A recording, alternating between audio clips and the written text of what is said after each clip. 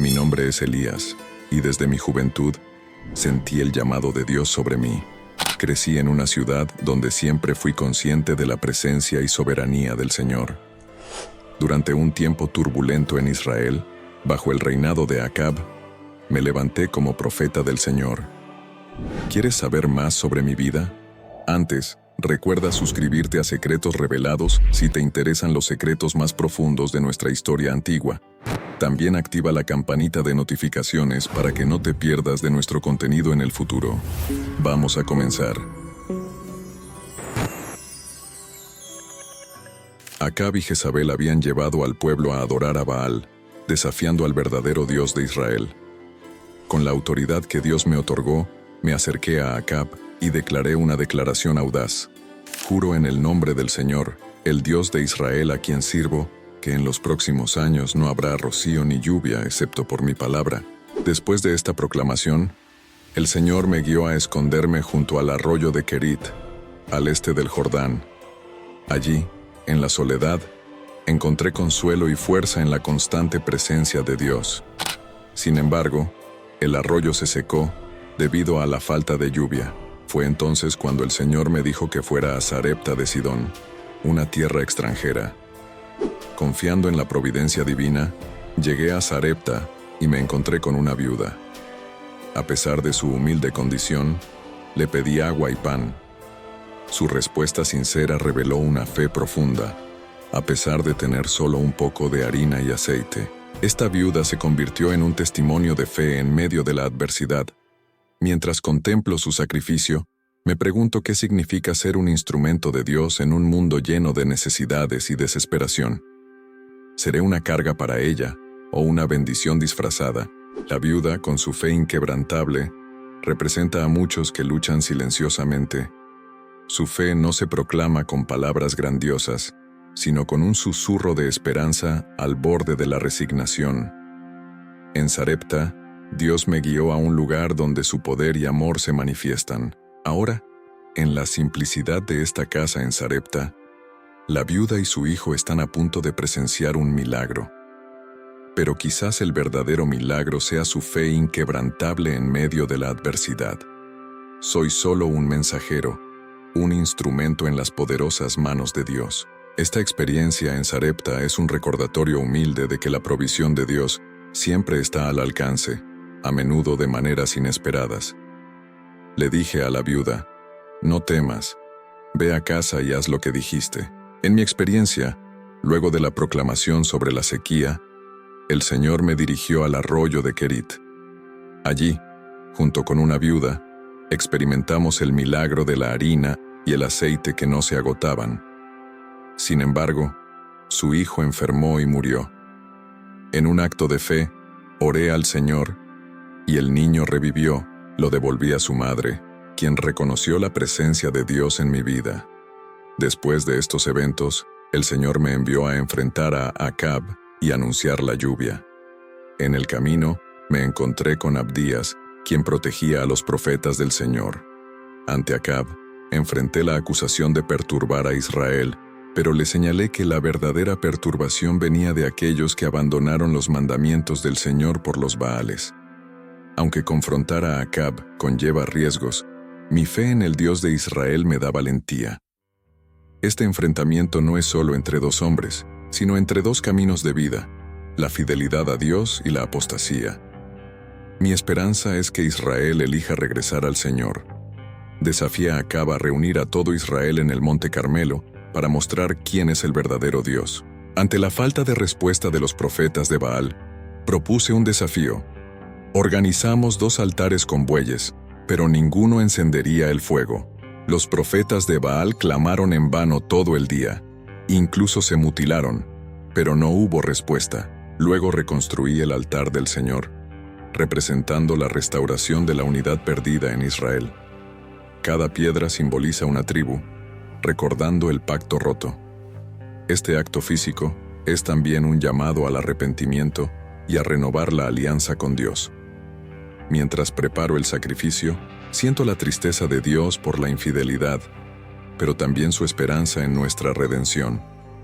Derramar agua sobre el altar Un acto aparentemente contradictorio en tiempos de sequía, es un desafío de fe, una demostración de confianza en Dios que va más allá de la lógica humana.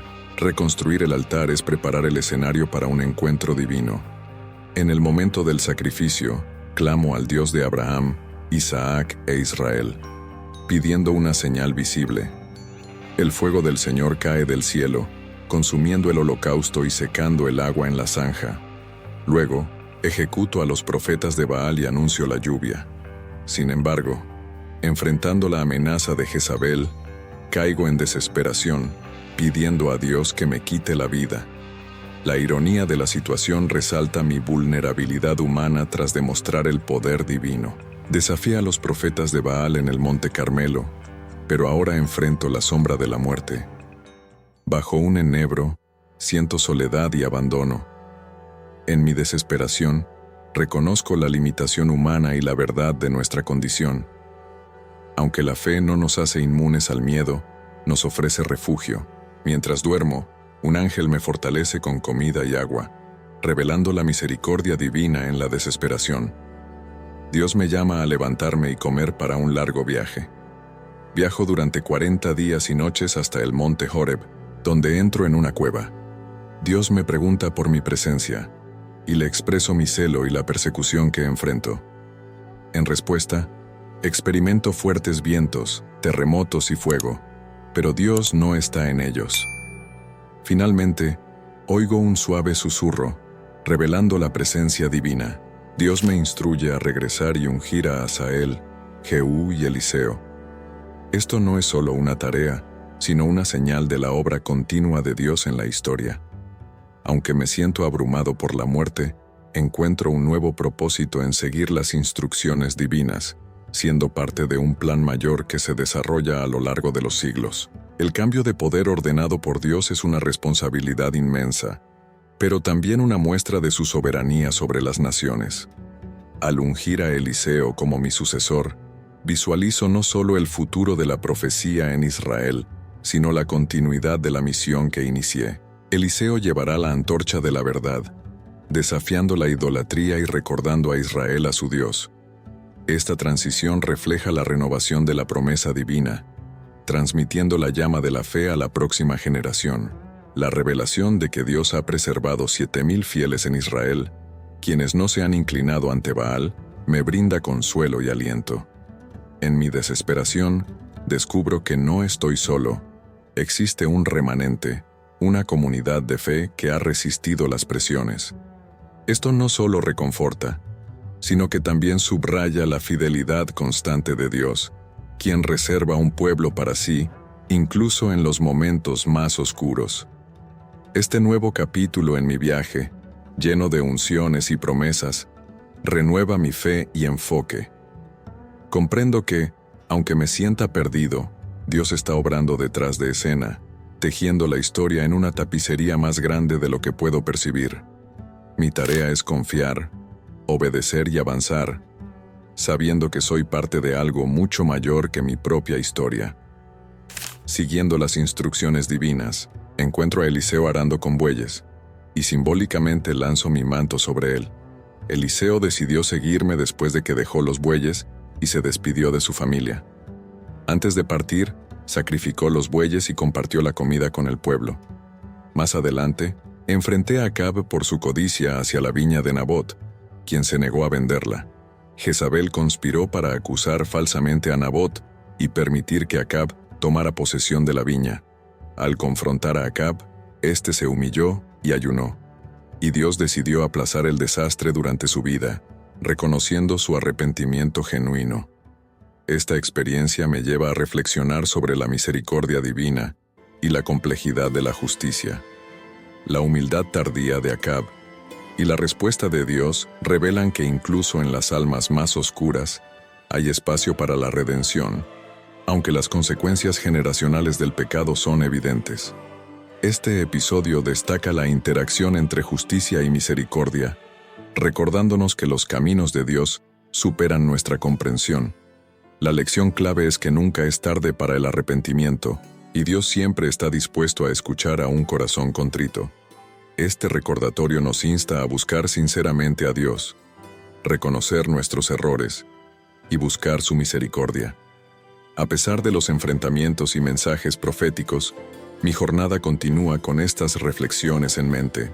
Hubo un incidente en el que Oseas, hijo de Acab, sufrió una grave caída desde el balcón de su palacio en Samaria.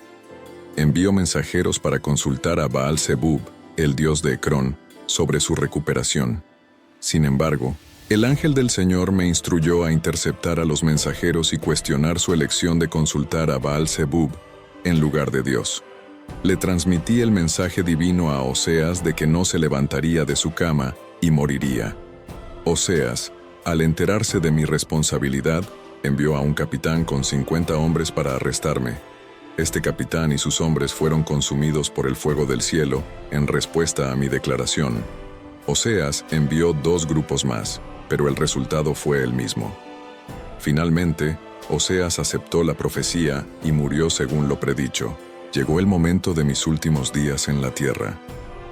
Eliseo y yo viajamos desde Gilgal hacia Betel. A pesar de mis sugerencias de que Eliseo se quedara, insistió en acompañarme. A lo largo del viaje, los profetas locales predijeron mi partida inminente. En cada etapa, Eliseo demostró su lealtad al acompañarme. En el Jordán realicé un milagro al dividir las aguas, simbolizando el poder divino que respalda a sus siervos.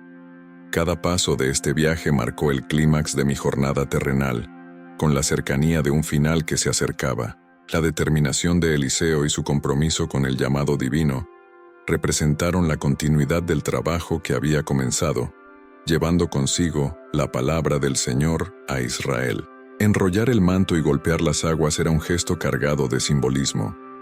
Ese manto que pronto pasaría a Eliseo era un símbolo del llamado profético, un manto de responsabilidad, poder y servicio a Dios. Al ver las aguas dividirse, sentí una mezcla de emoción y serenidad.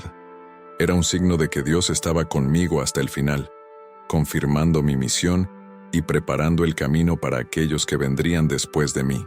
Esta jornada final era un tiempo de reflexión y anticipación.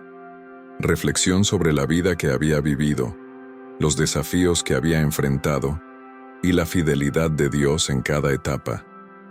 Anticipación de lo que estaba por venir, no solo para mí, sino también para Eliseo y para Israel. Cruzar el Jordán en tierra seca fue un paso final, un cierre simbólico de un capítulo, pero también el inicio de algo nuevo, algo que Dios continuaría haciendo mucho después de mi partida. Después de cruzar el Jordán, Eliseo me pidió un deseo antes de que me llevaran lejos. Al preguntarle qué quería, expresó el deseo de recibir una doble porción de mi espíritu. Aunque reconocí la dificultad de su solicitud, establecí la condición de que si me veía ser llevado, se le concedería. De lo contrario, no. Caminando juntos, sus palabras resonaron en mi corazón. Su petición reveló una ambición sincera y un compromiso profundo con el llamado profético, sin buscar riquezas ni poder personal, sino una conexión significativa con el espíritu que guió mi ministerio. Mi respuesta a Eliseo no fue un rechazo, sino un reconocimiento de la magnitud de su solicitud. La doble porción del espíritu no está en mi capacidad de otorgarla. Es un don divino para aquellos elegidos y capacitados por Dios. Establecí la condición de que si me veía ser llevado, se le concedería, de lo contrario no. Fue una cuestión de fe y preparación, no una prueba arbitraria. Ser testigo de mi partida era presenciar un momento de revelación divina, trascendiendo lo común hacia lo sagrado. En la petición de Eliseo, veo la transmisión de un manto y la continuidad de una misión, marcando un momento de transición donde lo antiguo y lo nuevo convergen. El legado de un profeta está a punto de pasar a otro. Esta petición y mi respuesta señalan un cambio de era, una nueva fase en el plan divino para Israel. Reflexionando sobre este momento, siento una mezcla de emociones: esperanza por el futuro, tristeza por la partida inminente y profunda gratitud por tener un sucesor como Eliseo, quien lleva una visión tan grandiosa y un corazón tan dedicado al servicio de Dios. Caminando con Eliseo, un carro de fuego nos separó, y fui llevado al cielo en un torbellino. Eliseo, testigo de mi ascenso, clamó por mi partida. Tomó mi manto y, golpeando las aguas del Jordán, las dividió para cruzar. Los profetas de Jericó reconocieron mi espíritu en él. Así, mi viaje terrenal concluyó, pero mi legado perduró a través de Eliseo y las generaciones que siguieron, recordando el poder y la fidelidad del Dios de Israel. Soy Elías, y esta es mi historia.